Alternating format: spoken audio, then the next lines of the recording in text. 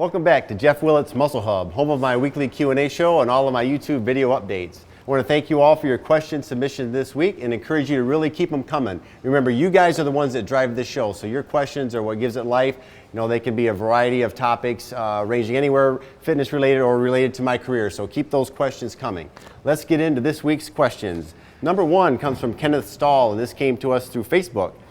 And he's asked, is it necessary to change Max OT programs, or can I stick with my favorite exercises and arrangements?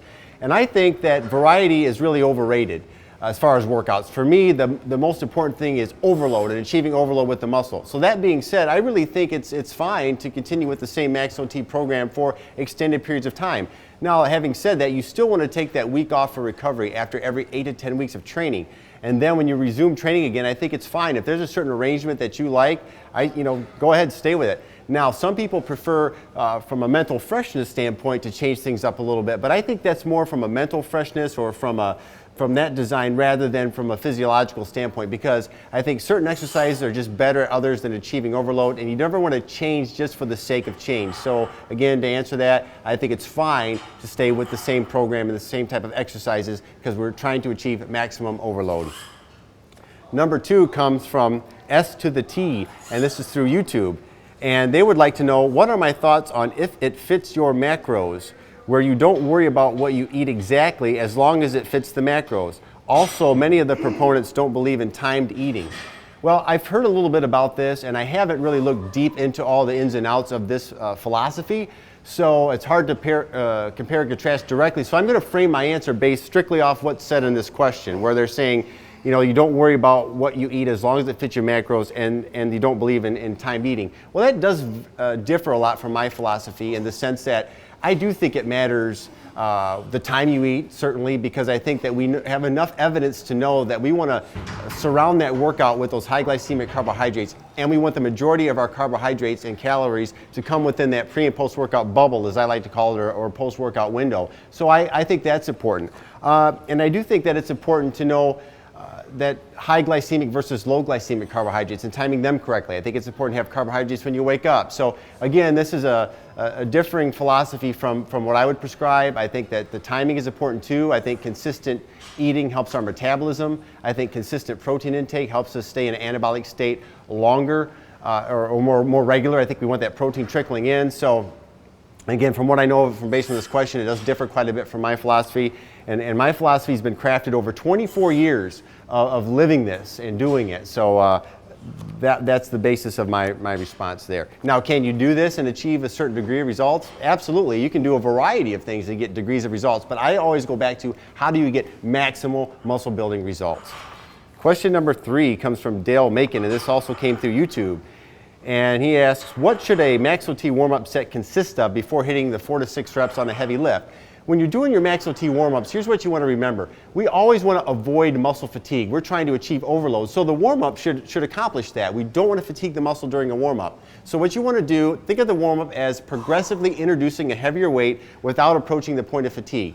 So you're going to do about 4 warm-up sets, 4 to 5, starting out with a weight you can do 10 times very easily. Then you're going to add a little more weight to the bar, and you're going to do that maybe 6 or 8 reps. Third warm-up set, more weight for 3 or 4 reps.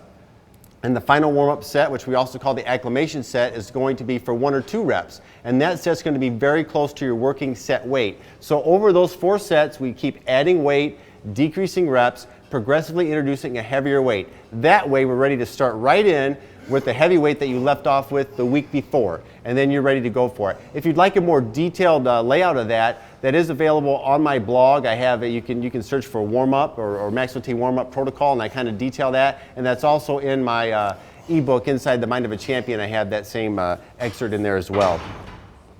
Question number 4 is from Showmax30 through YouTube, and wants to know, what do I think of close grip bench presses for triceps? I think that's a great, I think that falls right in with the parameters of the compound movements we're looking for.